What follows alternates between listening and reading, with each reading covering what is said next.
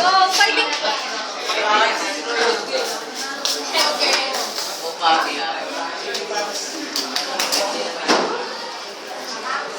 Ako si Maria Clara. May katangian ng isang Maria Clara. Nagmahal at minahal ng isang taong pinagbintangan na kasalanang hindi ginawa. Kung kayo ay gusto akong ipakasal sa taong hindi ko mahal, sa taong hindi ko naramdaman ang tunay na kahulugan ng pag-ibig, gustong iwalay sa taong gusto kong mahal, at ipinipilit isama sa taong hindi ko nararamdaman ang tunay na kahulugan ng pag-ibig. Isa itong estranghero sa akin, si Ibarra ang aking hinihiling. Hindi ko gusto ang kami ay magkahiwalay. Ngunit sa pangyayaring ito, nalaman ko anak ako sa ibang lalaki na walang iba kundi si Padre Damos. Anak ng isang alagad ng Diyos at sa pagkakaalam ko ay tapat sa pintulo.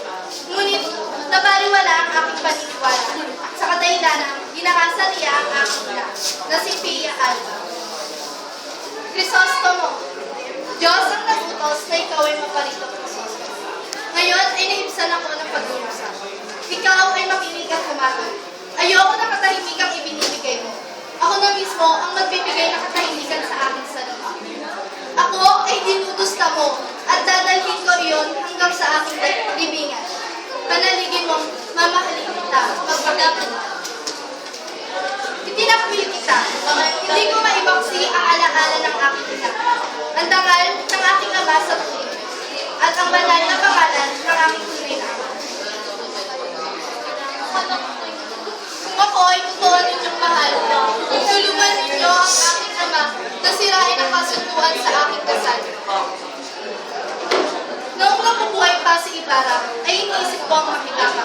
Ngunit ngayon wala na siya, aanhin ko pa ang aking buhay.